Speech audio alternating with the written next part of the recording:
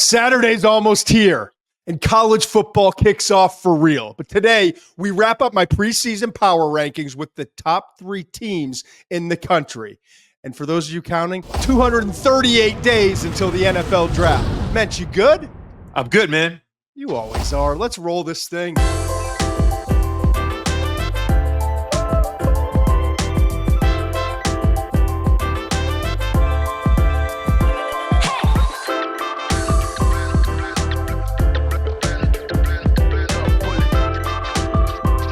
We got a lot going on today, Mensch, and I love it. You know me. I love chaos in the pocket, right? All right, first of all, I can't thank our sponsors enough. We've got 2 that are sponsoring our show today. They've become absolute partners with us, FanDuel and Home Depot. And the beauty is I love working with both of them because we bake in the content with the promotions. We've got some special segments coming up today. That's just part of our show. We were doing the content anyway. I hate when we have to do side things because we have a partnership and we're sponsored. Like we're doing our work and they've worked with us to make sure it's all together. That's the first thing. We'll get to those things in a little bit. Okay. The second is Saturday night. It's the favorite thing of both of ours. I can speak for you here, Mensch. Saturday night live show. We're gonna break into the primetime game. Come join us. We will be live at the end of the primetime game. Why don't you look it up right now? Is that the Clemson? Are we talking about Clemson LSU? So if you're watching Clemson LSU, and it's probably going to be close at the end, come join us for the last 5-7 minutes. Have it on the big screen. Get us on your phone, your device, iPad, whatever it is, right? So make sure, and by the way, go right now, youtube.com or to YouTube, and make sure it's the McShay Show. It's our page. The link is up. You can already click on it now. Be prepared. Have an alert come. We're going to jump in, I don't know, maybe 5-10 minutes before. I'll send out information on X and Threads and Instagram. We'll have you covered because I know you'll forget between now and then. But what you shouldn't forget is go to the McShay Show page on YouTube and click on that thing so you're ready to go because we're going to dive in live in the last 5, 7, 10 minutes of the game. And we're going to do a full recap of week 1 Saturday, college football. With no further ado, let's get to our power rankings that I promised. Penn State, number 3. What do you think about that, Mensch? My biggest question right away is Penn State number 3 because we feel good about this Penn State team, or is Penn State number 3 because, again, there's all this volatility that we've talked about with all these new starters at quarterback? Here's my biggest question for you. Outside of the potential development of Drew Aller, the quarterback, how is this team better than last year's team? And I kept coming back to this. This is a team that everyone thinks is going to make a run, and everything comes back to me as the reason everyone's so high on Penn State right now is because there's questions everywhere else. The rest of the Big Ten looks vulnerable. Ohio State looks vulnerable, more vulnerable than they have in years. Michigan looks vulnerable. So is that why Penn State is here? I think all of this comes down to Drew Aller and James Franklin. So that's the first thing that comes to mind. Yes, we'll get to all that. I think just to answer quickly before we dive in, it's part. Well, first of all, they had a lot of success a year ago in getting the college football playoff. Secondly, college players are still developing. Players even in the NFL are still developing. So you got to assume that core is going to be as good, if not better, than a year ago. Okay? Ohio State, that defense with 8 guys that went on to the NFL draft. This feels to me a lot like Ohio State a year ago and Michigan in 2023. So, and I want to get into we're going to deep dive in here in a second. Can I just push back on that right away, though? The core's not better if you lose Abdul Carter and Tyler Warren. It's not better if you lose those 2. Okay? And to play the devil's advocate of who they played in the playoffs last year. Yeah, they beat Boise State and they lost. Yes. I think there's a little bit of pushback there. I'm just saying. I'm not disagreeing. And there's a reason I don't have them at number 1 because you can argue in terms of what's returning, upgraded wide receivers. Yes, agree. 13-3 last season. Mm-hmm. 34-8 the last 3 seasons for James Franklin. 15 starters returning, 9 start returners on offense. by far the most returning of the 4 teams that were in the college football playoff semifinals. Okay. So digest all of that. And then there's the fact that, yes, there's a lot of uncertainty with quarterback at other places. The addition of some wide receiver talent. That's a different wide receiver group than a year ago. Completely different. And you'd like to think the 1-2 punch of Nicholas Singleton and Katron Allen at running back. So like, how do you not feel like it's Ohio?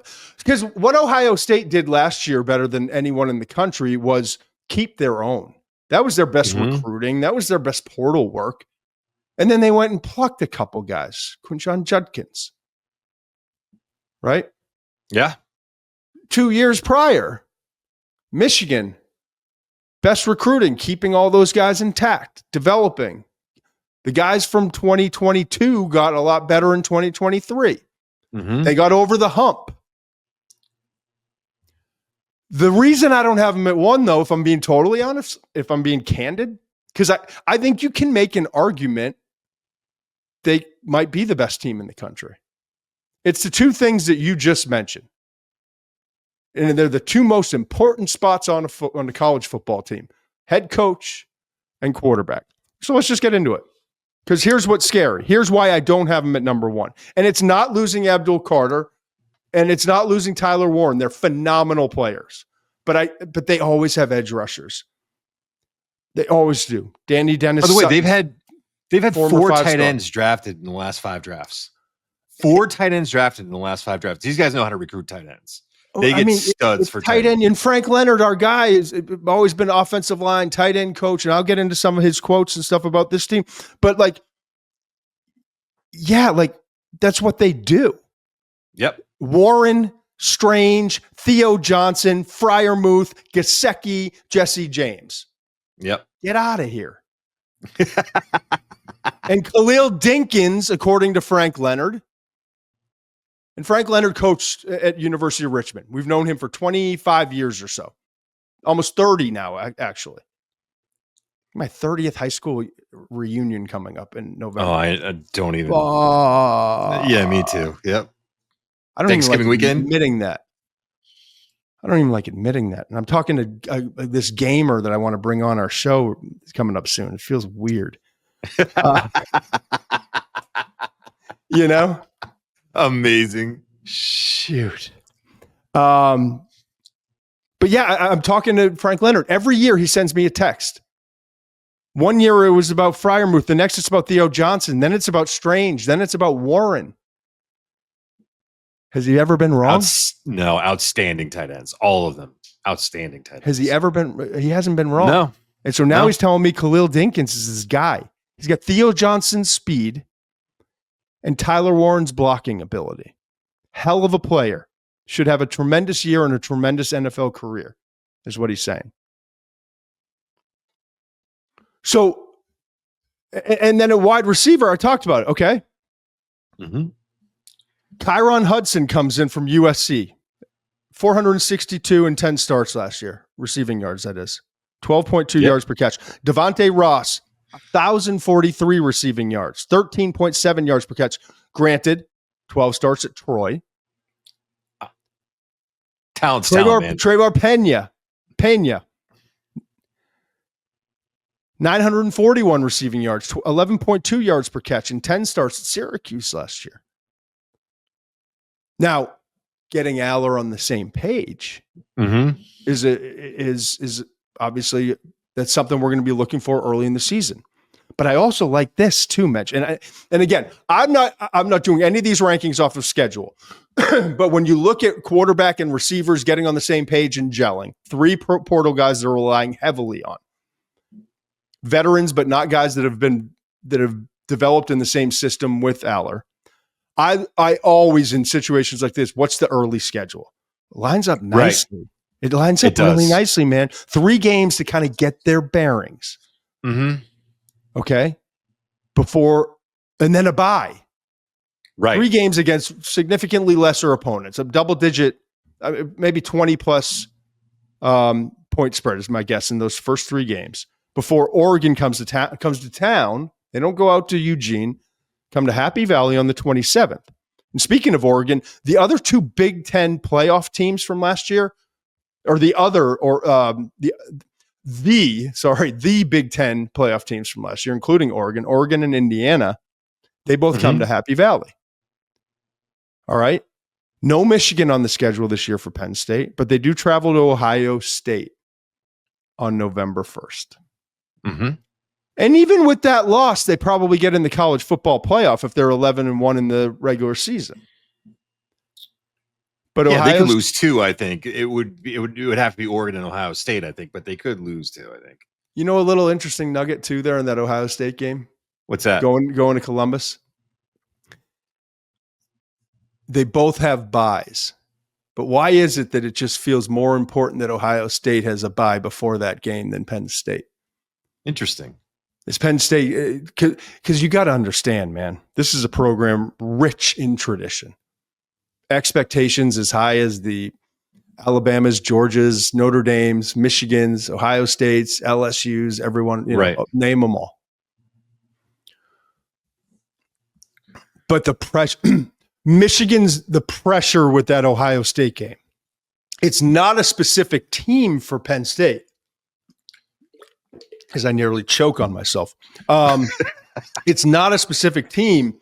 It's the big game. Right. And so a bye week helps, obviously, Franklin and Jim Knowles, their new defensive coordinator, which I'm excited to get to. And I want to talk about their defense for a second. And in a second, I should say. And Andy Kotelenki, right? Their offensive coordinator did a really creative job. I'm excited to see in year 2 without Tyler Warren, with wide receivers they trust more, hopefully. They're all very good football coaches. Yes. But why does it feel like maybe Ohio State benefits? They're used to these big games. They played 16 games last year. They want coming up. So, I don't know. That part's interesting to me. And I mean, let's just go through the elephant in the room. Penn State's 4-20 against AP top 10 teams under Franklin. 4-20. Franklin's teams, as I just mentioned, 34-8 the past 3 years, but 1-6 versus top 10 teams. And the one win came against a non-Power 4 program in Boise State, as you alluded to off the top. I get you. Aller's inconsistencies in those big games have been glaring. Yeah. I've talked to you in depth. We did a whole show on it. Go back to the McShay Show page on YouTube if you want to watch it. Same with Spotify. Same with Apple if you want to listen to it, and wherever else you download and listen to your podcasts. If you want to go, we did a full 50 or so minute show on Drew Aller. And it was honestly the most the most complex quarterback prospect of all of these guys. And we get some great names this year. Arch Manning, we're considering for 2027, but we did a show on him. Lenora Sellers, Cade Klubnik, Garrett Nussmeier, Sam Levitt, John Mateer. Okay? We did all the top quarterbacks, and it's a great class. And it's deeper than that. It's Sawyer Robertson. It's Avery Johnson. It's Rocco Beck. It could be a bunch of other guys, okay? He's the most complex. And I talked about throwing to receivers that are running away from him. It's not necessarily the anticipation throwing to a spot on an in-breaking route or coming back or out. It's when receivers, whether it's a running back flaring out of the backfield, okay, whether it's a tight end running a post route, whether it's a receiver running a corner post. It's something about the visualization and the ability to anticipate and throw to a spot when a receiver's running away from him. Picture that in your mind. That's what he has a hard time with, the visualization. And they didn't. Is it the chicken or the egg? I feel like every show we're talking about it. What's the real problem? Which one came first? Is it they had Tyler Warren and he was better than the receivers on the outside, so that was the target 100 for 104 receptions, I think it was last year. Right. Or is it because they know what we saw on tape is that a higher percentage is going to be middle field, tight end, receivers coming back to him. Those are the throws he's most comfortable with. Well, now we're going to find out. Right. They've eliminated the excuse by bringing in those guys. But beyond like this, the NFL draft scouting report of Aller, because he's a big guy.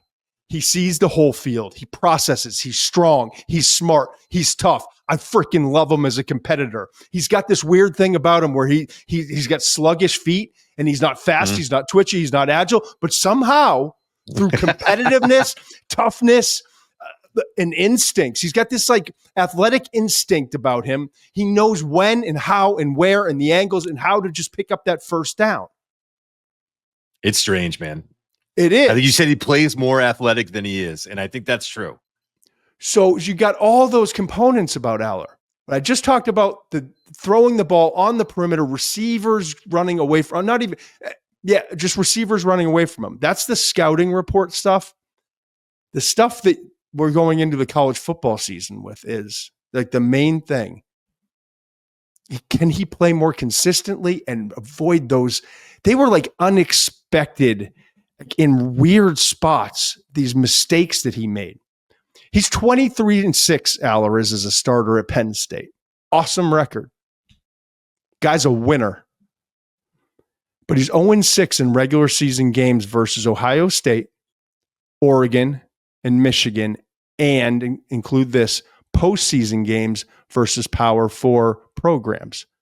Notre Dame in the college football playoff and Ole Miss the year before in a bowl game. That's 6 games he's had against ranked Power 4 programs. 0-6. His touch. I actually had my calculator out yesterday. You ready for this, Mensch? Because I know you did a lot of these numbers earlier, and you're dead on. I went through and looked. In those 6 losses, Aller's a paltry 49.7. He's sub 50% throwing the ball, and I know you mentioned that, with an 8-5 touchdown ratio.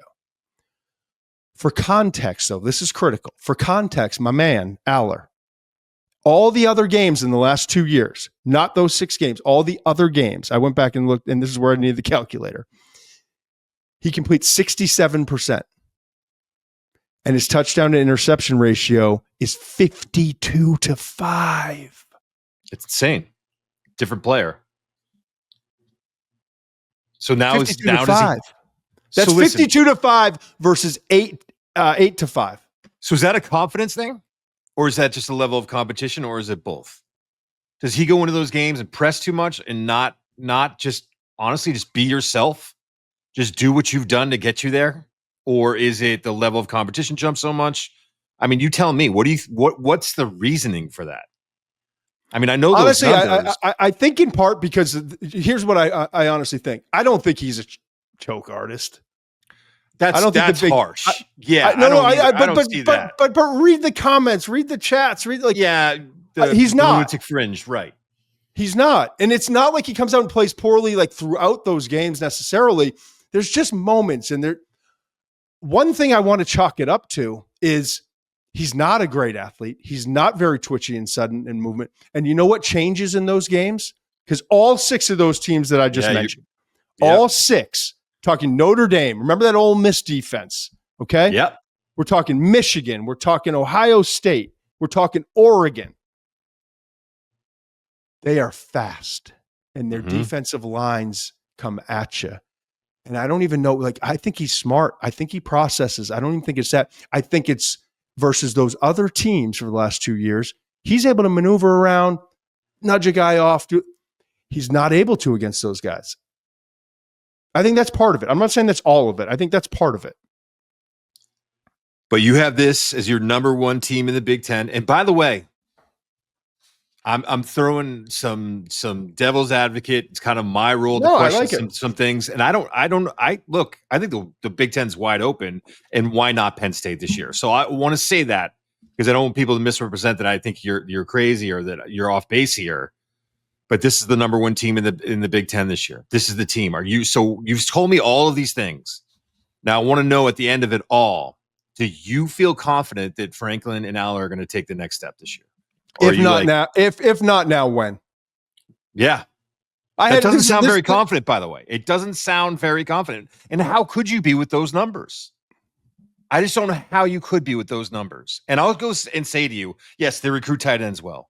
And yes, they have a good defense. There's some guys on their defense that I love. But you lost Abdul Carter, and there's no Abdul Carter in that roster. Deny Dennis Sutton's a nice player.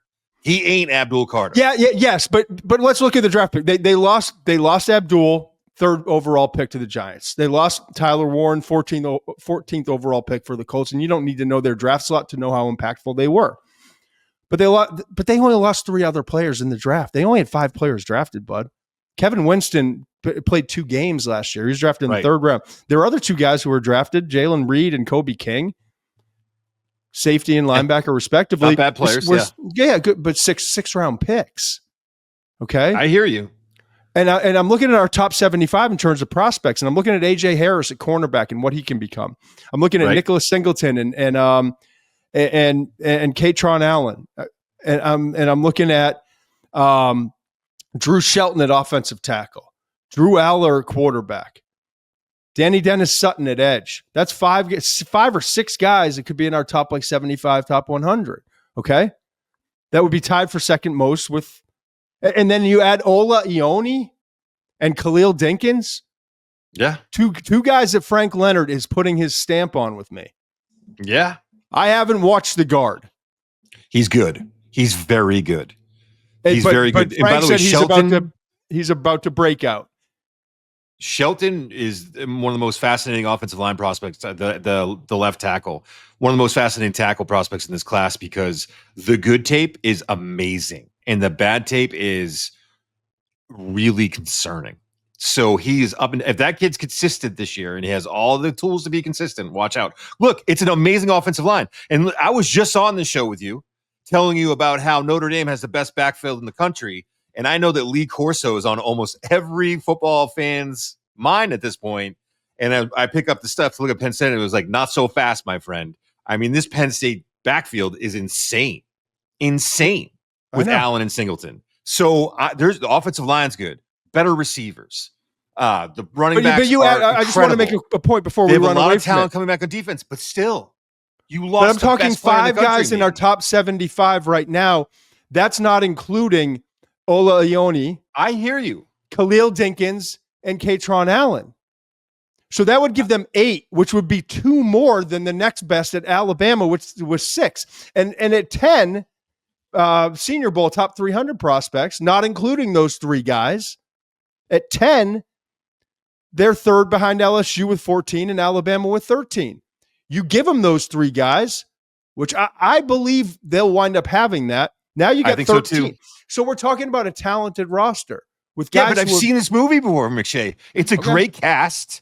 Though it's entertaining until the very end, and then you walk out disappointed. And I'm telling you right now. I'm telling you right now, Mensch.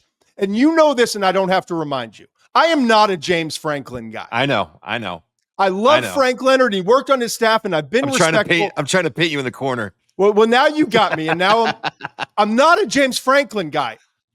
I don't trust him. I worked and I did games, and I don't trust him like the information. Yeah. And more importantly for this matter, I don't trust him as a coach in these big games. And nobody can argue that. But I think something about like the personal and how you handle people and how you deal and all those things can kind of leak into what you get from your players in the biggest games and all of that. So but I have to say, This roster is talented enough with experienced guys who have been in these moments now. And he was able to get all these guys back. So maybe I got to put all that shit aside this year and recognize, at least in these power rankings, this is one of the best 3 teams in the country. And I actually think if you take the helmet off, the logo off, you take Franklin's name off of it, I actually think this is the year that they break through. I don't think you're wrong. I'm needling you a little bit because I think that's kind of my role. I don't think you're wrong. It is a loaded roster, and I hope for Penn State fans' sake, because I think it's been a tough road for them. I wouldn't mind seeing that happen for the Penn State fans.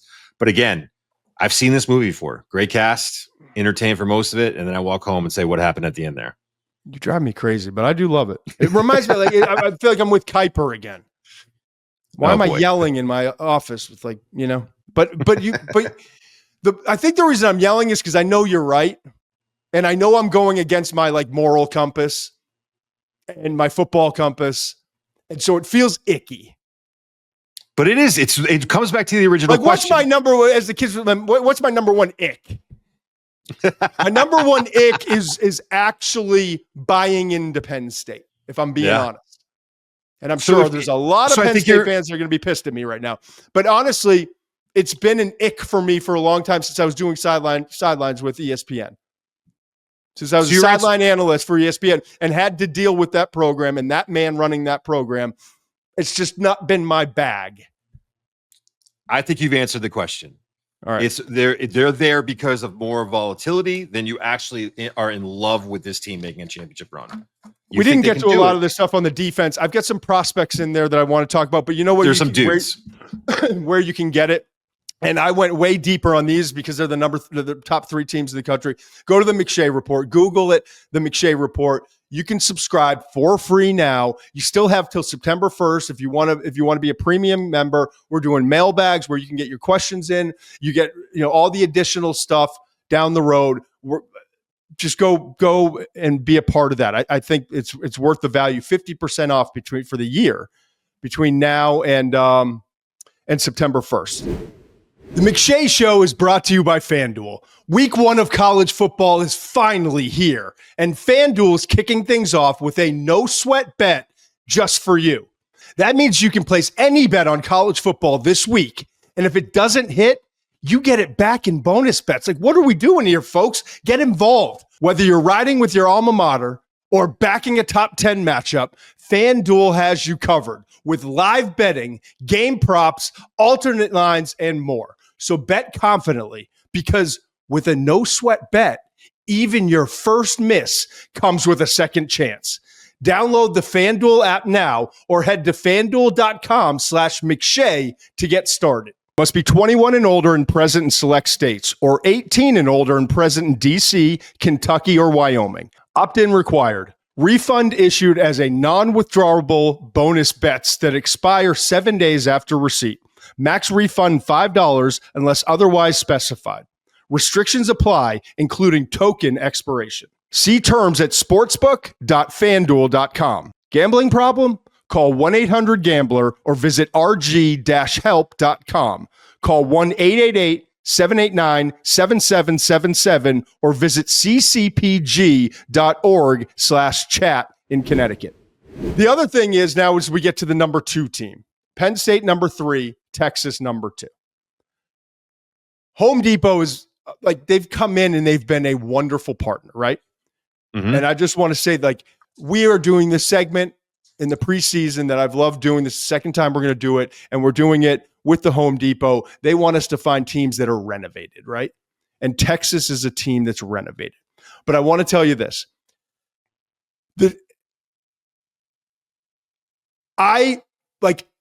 You look at me and I don't look like that guy. And I told you on the last one, I like the side of the house project, the pea gravel, all that stuff.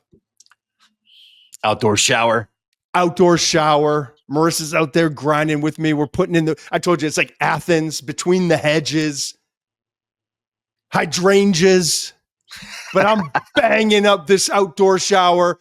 And I got all my stuff. The first thing I did, I get done with the show. I go down there and she's got it was 4 tons. She's now saying it might've been 2.5 tons. I'm going with 4. It's a better story. I'm stunned you're exaggerating. And I'm raking, right? But before I even got started on it, I was like, fine, we're going to Home Depot. I need to get I got like a nice collar shirt on. I was just talking to Mensch for an hour. We did a show. I'm not ready for all this. So we go to Home Depot, get all the supplies, and perfect for me, right on brand. I didn't realize like 6 of the things that I needed, whatever it was. And I found out that Home Depot does delivery. And I live kind of away, but they delivered this stuff, man. So they saved my rear end. Home Depot saved me. Okay. So listen, what's the connection here? just like the Home Depot can help you get your house in shape like they did with me. No matter what the season, college football programs across the country have to use the offseason to retool, reload, rebuild. So let's take a look at a team, as I mentioned, that nailed it this offseason in terms of their makeover. And they probably had some Home Depot working on their things too. It's Texas. All right? It's Texas. 13-3 last year. Overtime loss to Georgia in the SEC championship game. Won 2 college football playoff games before losing in the national championship to Ohio State. In the semifinals to Ohio State. Right.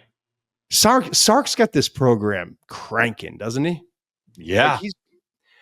Remember that concern about Texas being able to compete in the SEC? There was like those whispers of when they made the transition to the SEC last year. We'll see how good this Texas program really is. No one's even talking about that anymore. Well, they're 38-17 overall. They're 38-17 overall. This is his 5th season. He got in a year before all those other guys we talked about, Lanning and Cristobal and Brian Kelly, and right.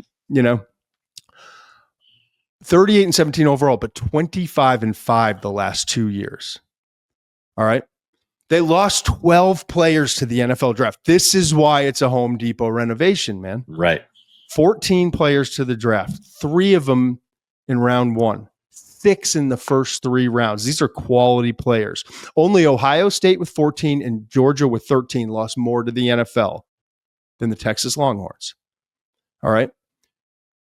And what's interesting to me is you look at this, and I've got them as the number 2 team ahead of that Penn State team that we just argued about. And I said this with Ohio State, and I believe it's true here. It's a blind faith and like an educated but blind assessment in a lot of ways. It truly is, because I believe in Sark so much. And you know what else I believe in? I believe in the continuity that they have. I can't. I love that you're making this. We don't talk about this. I love that you're making this note. It's one of the things that jumped out to me. Pete Kwiatkowski's still a defensive coordinator. Continuity. Okay. You talk about like the offensive line coach. You talk about all the things that you need. Like they've been able to keep things Kyle in place. Flood. Yeah. Kyle Flood. Yep. Kyle Flood's a damn good old line coach, man. Yep. Look at the offensive lineman he's pumping out to the NFL. So I look at their draft prospects this year. It's weird. Second fewest of the 12 teams we've talked about. They only got 2 guys in our top 75, but it won't be the case at the end of the year. The 2 guys are right. Anthony Hill at linebacker and DeAndre Moore at wide receiver.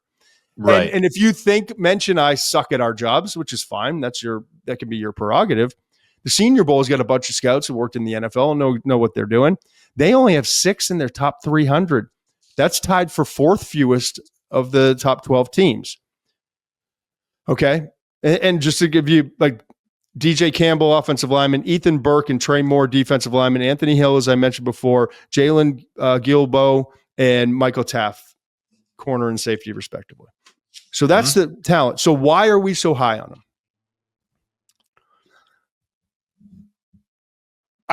I think enough has been said about Arch, right? Again, go to the McShay Show YouTube page, Spotify, Apple. We did a whole show on Arch. We broke down every single snap of his. Both Steve and I did, and we gave what we saw. The thing that I'm most intrigued by with Arch, though, this year is his running ability. Mm-hmm. That's not going away. Nope. I expect an improved passer. I expect a little bit more patience, and not it wasn't a lack of poise, but it was like a little. And who wouldn't be like, it's not your job. You're coming in certain spots. You're starting a game here. You're starting 2 games. I expect a little bit more like, this is my gig now. These are my receivers. This is my offense. I'm practicing with the first team the whole offseason. Right. But with that improvement as a passer, and I have sources that I trust, that running game stuff isn't going away. So I think one of the critical things for me is Arch is a big dude. He's well put together. Talked to him for a while at Manning Passing Academy. Like He's the type, like he's physically built the way you need to be built if you are going to run in the SEC. Right. And against Ohio State. But dialing up the right things, the right times to protect him, but also to maximize that aspect is going to be interesting. Because it's a long year, man. Yeah. So that part's fascinating for me with Arch. Here's the state of the union on offense. And I'll let you take this wherever you want to go. The wide receivers to me are lacking consistency and proven production. But my goodness, they are talented. That Stanford kid they got. I mean, that's you got Ryan Wingo and DeAndre Moore, the returning guys that are dudes, but they're not there yet. Wingo has a chance to be like elite. I mean, one of the best receivers in the country. That kind of talent. He's got to play a little bit more consistent. He's got to be a better route runner. He's got like everything's got to happen. But we were talking about him in that freshman class. Like he and Wesco were the two guys that didn't quite live up to what Jeremiah Smith and Ryan Williams did in their respective freshman years. But those were the four dudes, right? Yeah.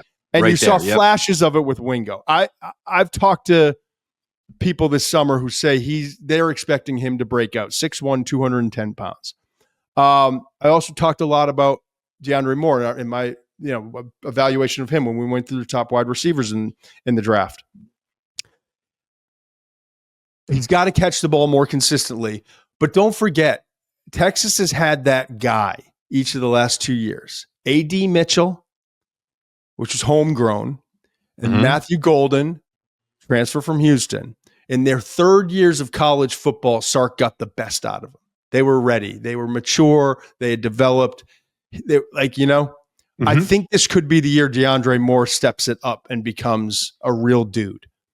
Okay. I'm not saying to Matthew Golden's level, but I'm saying with Wingo and Moore on the outside. Okay. Then you got Parker Livingston and Aaron Butler, both rising sophomores, both burners. There's a trend here. Wingo, burner. Moore, burner. Livingston and Butler, burners. Then you get true freshmen, Dalen McCutcheon, Jamie French with 2 Fs, Kalik Lockett. They're the future of the position for UT, but I'm told the future may be closer to now with McCutcheon.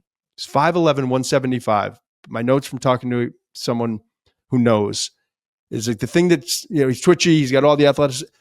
The thing that separates him and gives him a chance this year is he's a really refined route runner and understands the offense. So sounds like dude who could turn 5 touches into like serious production, though. I mean, he sounds like a guy who doesn't need a lot to make an impact. No question. So here's the thing. All this speed, I don't think, and they had speed, like Matthew Golden ran what, a 4.29, second fastest 40 in the combine last year? That speed wasn't utilized with Quinn Ewers. You're right. I think the mobility, extending plays, the stronger arm of Arch is going to allow this Texas offense to hitting on big plays. Sark had him dialed up. They just didn't hit him at the level they needed to. And then he had to dial some of it back to put Ewers in his comfort spot. I think with this offense, with the running ability of the quarterback, the speed at wide receiver, the arm of the quarterback, I think this thing's going to be a lot more open. I want to remind you, Mensch, every Saturday night and every Monday on this show, we kept saying, it's just, Texas looked good. Another win. Left me wanting. Right. And then 2 breakout players, and I'll let you go. I'm sorry. But the 2 breakout players that I think, and I'm told by NFL scouts, they're not in your top 100 now. These offensive guys could be in your top 100 at the end of the year. CJ Baxter, everyone knows the story. Fall camp last year, has a torn ACL, PCL, and LCL. Kind of went underground. People in Austin are like, dude had his head down. Dude was grinding. He is like everything you want in a young man. He has been like,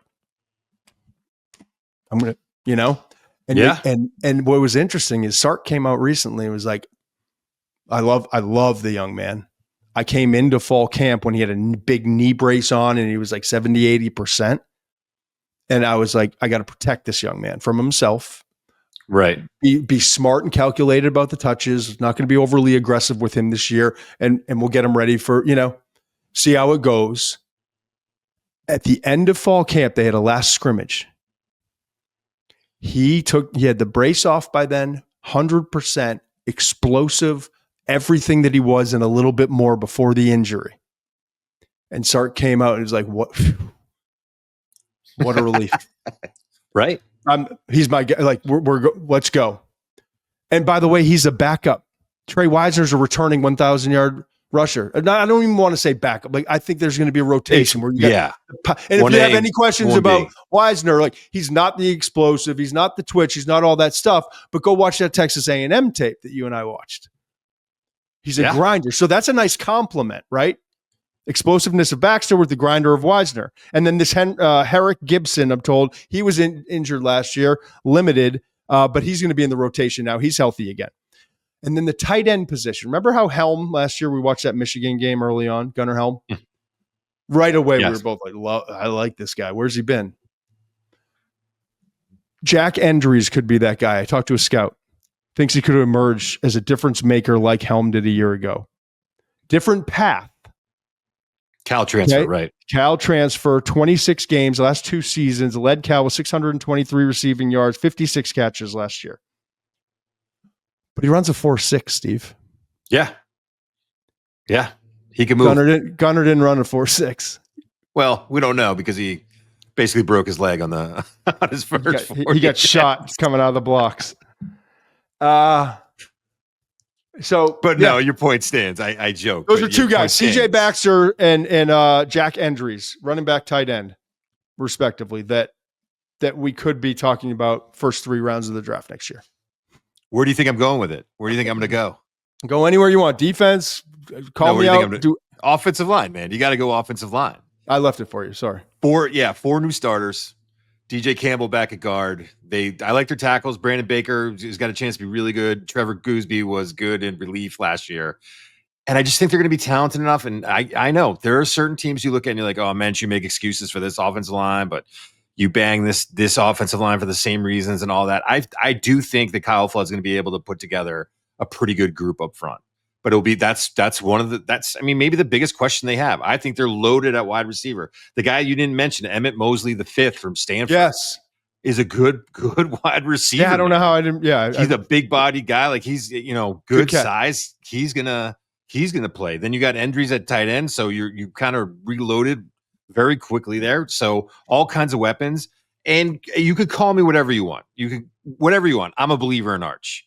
Until I see otherwise, I'm a believer that this kid is everything that we think he's going to be. So then it really comes down to the offensive line on the offensive side of the ball because the running backs, again, super talented. I hope Baxter stays healthy. Super talented and deep there if he stays healthy. Offensive line, I think Kyle Flood figures it out with that group, and I think that they're good enough, if not above average, as an offensive line. And when you look at all of that put together, and then we haven't even gotten into the defense, which is, you would think that defense would at this point be looking to bounce back, and it's the opposite. I feel like I had to talk less about the defense than I did the offense because you look at the offense, It's got a new starting quarterback, 2 new starting wide receivers, a tight end, and 4 offensive linemen.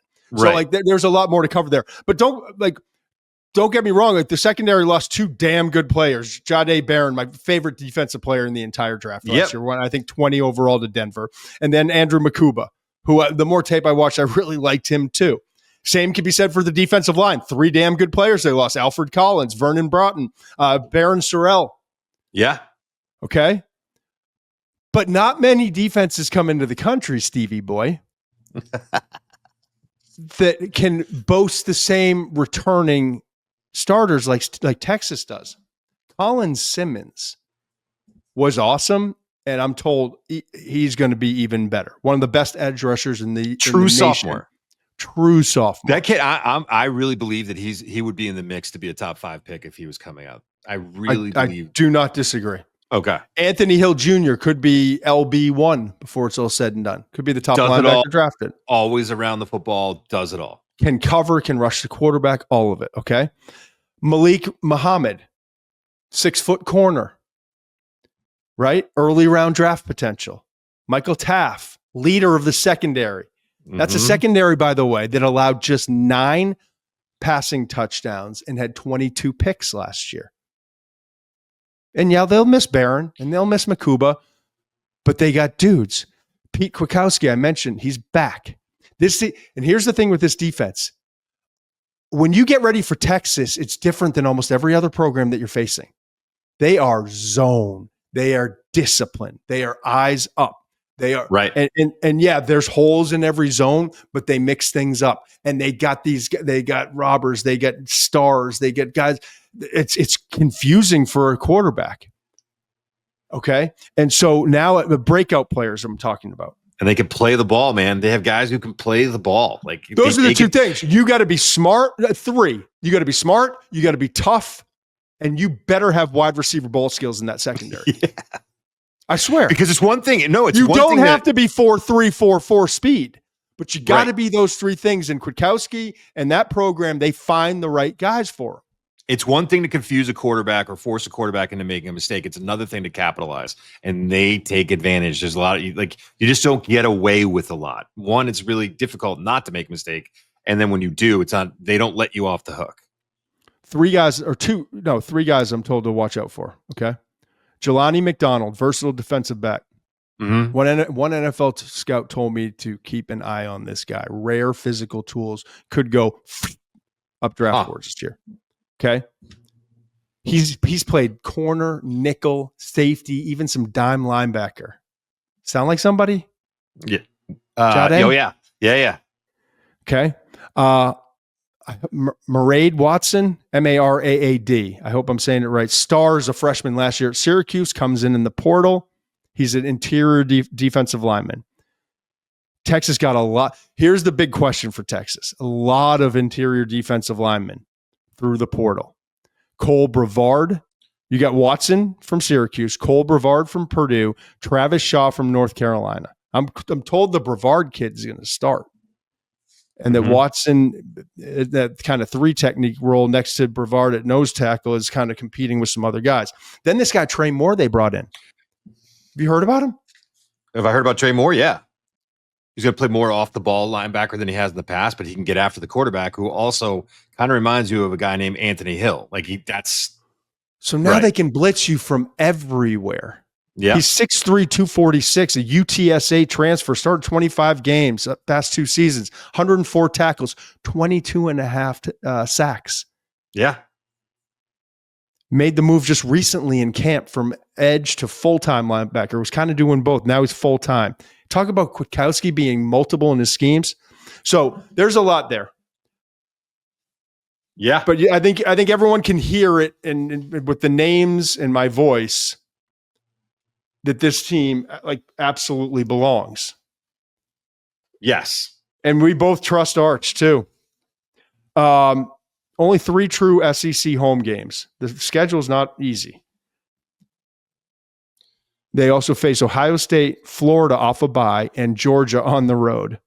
Mm-hmm. Then they got Oklahoma in Dallas, which is always a rivalry game. But that's an Oklahoma team that I believe a lot in, and we talked about that in our top 12. And that Oklahoma game, by the way, is 1 week after that trip to the swamp.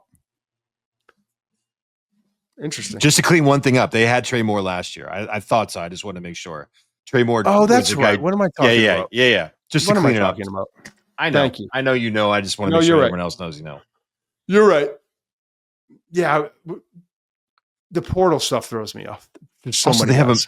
But they also have a million guys.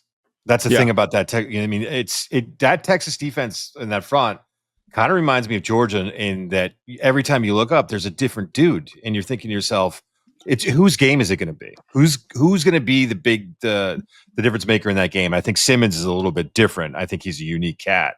But other than that, there's a lot of different players that are so talented that they could step up and have the game that day. And that, folks, is Renovated. Brought to you by our friends at the Home Depot. Whether you're making your home feel more like you getting your outdoor space organized, or setting up the ultimate game day viewing space, the Home Depot has everything you need to get your home projects done this season. Fast, free delivery. Over 2 million online items delivered free to your door. Subject to availability. See homedepot.com for details. The Home Depot, how doers get more done. All right, let's get into it. The number one team is obviously Clemson. I didn't have them outside of the top 12. Mensch is all of a sudden a Clemson guy. So much so. All of a sudden? So much so that we got our, hey, FanDuel, by the way, weekly picks. Not to Tommy John surgery, and you can do it yourself, Mensch. Pat, go ahead. Here we go. Both 1-0. Mensch had the under last week. We're going to do weekly picks. It wasn't even by design. FanDuel didn't even ask us to do this, but we came out of the gates and we picked a game last week, Kansas State, Iowa State, and now we're 1-0, so we got to keep it running, right? Can't just we can't deprive our audience of winners. You're so cocky. We have responsibilities. Responsibilities include provide the best, most in detail, best intel, best rankings, best everything for the NFL draft, and pick our friends some winners. So, Mensch, I'm doing this now because I know we talked before for a minute. You like Clemson. Is that your pick of the week? I like the cover, yeah. What's the spread? It's 3.5.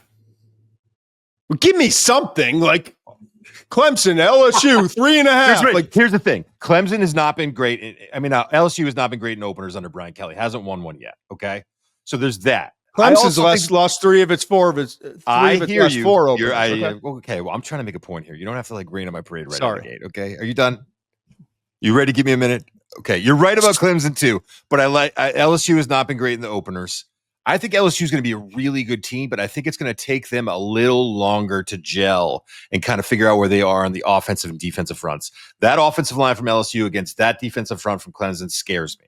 I don't love the Clemson offensive line. We'll get into this in a minute, but I know what I got there. They're an experienced group. I know what they got. This is I like the knowns with Clemson more than I like the unknowns with LSU. And when I'm looking at that and the game is at Clemson, I like Clemson. That's going to be I can't. And we're going to break into that game. So come join us the last handful of minutes. Check your social media. We'll be all over it. I'll tell you when we're going to jump in. What? Well, put your money where your mouth is. What do you think? You couldn't hear it in my voice. I was getting ready to transition. It's called a segue in TV. All right. Well, here you go. Tell me why I'm wrong. So join us Saturday night. I can't wait for that game. However, before then, you're already going to have a winner on your hands. I like Nebraska -6.5. Thursday night action. I like what Matt Rule's doing. Okay. I think, and I'm just pulling it up right now. I want to make sure I'm pulling up my FanDuel app right now. Okay. I want to make sure it's still, the line has not changed. I like Nebraska. There we go. -6.5 against Cincinnati.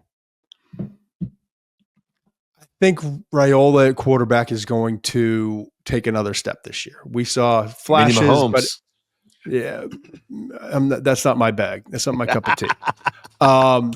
But we see the talent, and I think more importantly, that program continues to recruit well.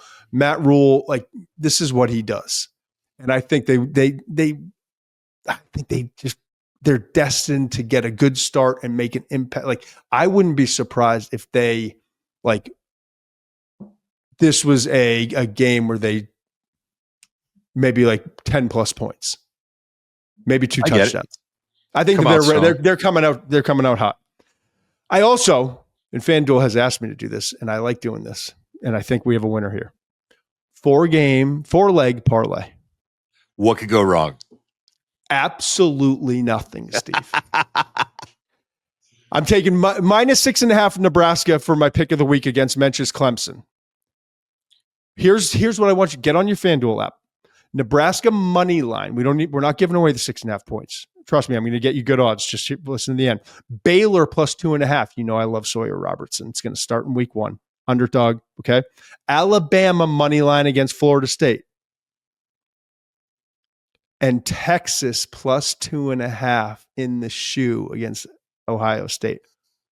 Okay. You know, if friends, if we hit on that, plus 489 odds. So that's that. Pretty good. All right. We started with Clemson. Mensch likes Clemson. Clemson's the number one team. I'm done talking, Mensch. Where do you want to go with this? So for me, the formula is, if you look at Penn State and the concerns I have, I think you flip that script, right? My concerns with Penn State are the head coach and the quarterback. Right now, when I look at Clemson, you can say whatever you want about Dabo. I mean, this guy's won 2 national championships. I like how you say Dabo. Like you're some hoity-toity Andover kid who went to the prep school. You went to North Andover. You went to the public school. Andover, it's man. Dabo. Andover. Don't it's even Dabo. Dabo. Oh, you went to Andover? Not at North Andover no. was your rival. Yeah, Sorry, that's Dabo. mortal sin. Say what you want about him, and you can say a lot about him. He's won 2 national championships. He's won 9 ACC championships. I believe that the guy knows how to win. So he knows how to win. I think Cade Klubnik is coming off, I can't say anyone's name right now. You're in my head. Is coming off a great year, is ascending. He's got that talented receiving core, experienced offensive line, talented young runner. They're going to have to figure out the running game. I like that. And then you look at that defense. You look at that defensive front. The what else do you need? What's in the equation? Great defense, good, excellent, experienced quarterback, and a coach who's been there before and knows how to win. You're not seeing a lot of those teams in your top 12. I mean, there's not a lot of teams that have those 3 things: the experienced quarterback, the outstanding defense, and a coach who's won a national championship. To me, that's why Clemson is first overall. If they played in the Big Ten or the SEC, would you be still as comfortable with them? Big Ten, no hesitation. The Big Ten, no hesitation. The SEC, and I'm not doing this off a schedule. I'm doing. I told you. Throw Florida's schedule out. Throw the good schedules out. The bad schedules out. I'm just asking you. Now, last year's Big Ten, and we're talking about the 2025 Big Ten. Yes, I would, because there's a lot of questions at the Big Ten right now. A lot of questions, and I think they're a better team than Penn State. So, yes, the SEC is going to be a bloodbath. I think it's going to be an absolute bloodbath. Yeah, they're going to eat themselves. It's going to be like cannibalism, man. They are. And the best team in the country might be a 2-team or even a 3-team loss. 3-loss SEC team, and people, or 3, whatever. Might be one of those SEC teams. You're in my head right now. I can't stand it. This is exactly where I love to live. And people are going to go nuts about this. They're going to get so mad at, like they do every year. Well, you guys just love the SEC. It is what it is, man. It is what it is. Again, go look at that ESPN Power Index, the strength of the remaining schedules. Only one team outside of the SEC is in the top 14. It's a nightmare. 3 points I want to make here. We literally did an entire show on the defense, so go check it out on Apple, on Spotify, the video on Spotify and the video on YouTube at our channel. So, like, I don't feel like we have to break down Peter Woods or TJ Parker as top 10 prospects or Wood as linebacker. And Sammy Brown, we didn't talk about their former 5-star who I'm told is going to have an awesome season. It's going to be Wood as and Sammy Brown. Love the depth on the defensive line. They brought in Helt, the transfer from Purdue. They got Capehart and Barnes and Green to go along with those guys I just mentioned, right? And Avion Terrell I didn't even mention, okay? Yep. But I will say this about the defense that I'm really excited to see. Tom Allen. He came into Indiana, okay? And he turned around that Indiana defense that was like absolutely abysmal, and they turned things around. 2024 at Penn State finished 7th nationally in total defense. Now, it had dudes, don't get me wrong, but 8th in scoring defense, just 16.5 points. He comes in. I think we're going to see a difference in scheme, letting these guys play fast but smart. And the biggest thing, and I read this and I'm appreciative of reading this, that team kind of sucked for a really good defense for all this talent at tackling last year. Has been and I'm just like, I'm not being, they agree because they brought in Tom Allen and his number one thing was that we're going to be a better tackling team. I'm excited to see that group, and I'm really excited to see it in week 1, although that won't define the season for Clemson. But against Nussmeier? Who you got in that game? Clemson, but barely, man. You don't think they cover? I mean, what a treat. Oh, I think they could. Yeah, I mean, I think it's going to be like a 2, 3, 4 point game. What a treat when your QB1 is going against your QB2 in a non-conference game. Nussmeier versus Klubnik, not to mention all the other prospects. And Clemson's got 5. They're tied with Alabama, tied for second most in our top 75 with Parker and Woods and Klubnik and Antonio Williams and Avon Terrell. And they got a bunch of other dudes.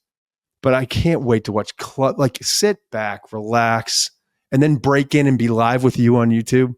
Mm-hmm. Do a live show for the last 5. What if we got Nussmeier? What if we've got Nussmeier with 7 minutes left, fourth quarter, down by 3, on the leads road. LSU on a touchdown on the road? Silences, not the real Death Valley. This is a fake Death Valley. Stop with that. Nussmeier walking off yeah. And then Klubnik gets the ball back. 1:50 left after that 5-minute drive from Nuss. And drives him down the field. Can't be a field goal. Gotta get 6. Don't jinx it. Touchdown. And we're on live. I'll lose my mind.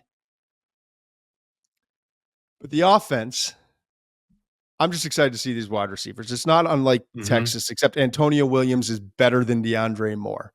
And I think Wesco is as good, maybe a tick better than Wingo. No. Might be. Give me Wingo. You're right. I love Wesco. You don't back down. Wesco's awesome. No, you're right. I thought about it. Wingo, but Antonio Williams is definitely better. He's a better prospect without than DeAndre Moore. And they're both burners and big-time playmakers. But beyond that, man, there's a lot of buzz coming out of Clemson. Tristan Smith, 78 catches at the FCS level last year. Tyler Brown led the Tigers as a freshman in 2023 in receiving. Everyone forgot about Tyler Brown. He's back from the ankle injury, slowed him last year. This group is loaded. 4 returning starters back along the offensive line. Running back, they've got talent.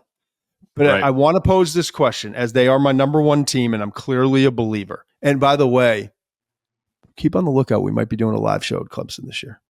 Might be the Florida State game. I'm talking to my guy down at Clemson actually next week. We're going to confirm some things. So be on the lookout. Okay. Here's my question to you. Does Clemson possess a championship caliber run game?